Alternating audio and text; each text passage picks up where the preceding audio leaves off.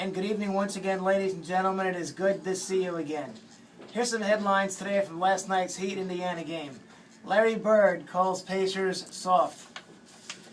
Heat versus Pacers, physical series turning ugly. Miami Heat shows it can get physical and win over the Indiana Pacers.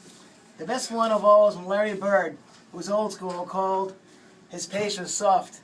Larry Bird comes from the era when you hated the enemy. And last night we had several very ugly fouls that I really enjoyed. You know why? Because this kind of basketball is good for the NBA. What are we talking about today? This series finally has juice. You know what the Heat have decided to do?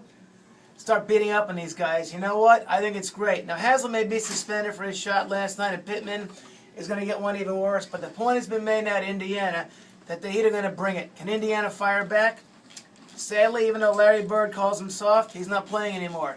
Indiana will wilt in game number 6, and they are now officially done. The Heat move on to play Boston. Sorry, Chris.